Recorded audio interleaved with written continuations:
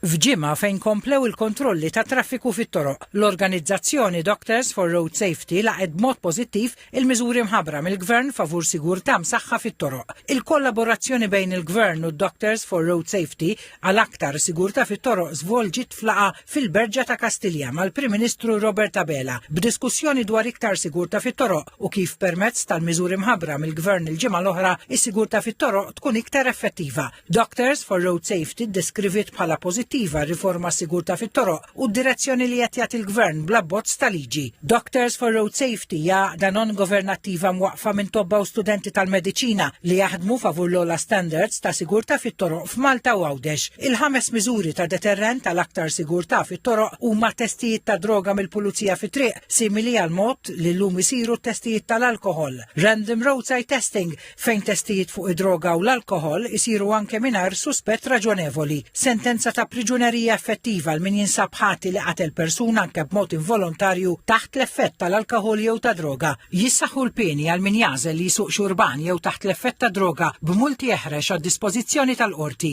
u poter lil prosekuzzjoni biex titlob li l-liċenzja ta' sewqan tkun sospiża meta l-proċeduri jkunu pendenti fejn imbagħad tkun il-qorti li tiddeċiedi dwar din it-talba. Id-delegazzjoni tal-Gvern fil-laqgħa ma' Doctors for Road Safety tmexxiet mill-Prim Ministru Robert Abela, akkumpanjat mill-Ministri Byron Camilleri u Chris Bonnet, kif ukoll il-kap tas segretarjat tal-Prim Ministru, il-Kurunell Mark Mallija u magħhom il-Kummissarju tal-Pulizija Angelo Gafa u l-Kap Eżekuttiv ta' Transport Malta Kurt Farrugia.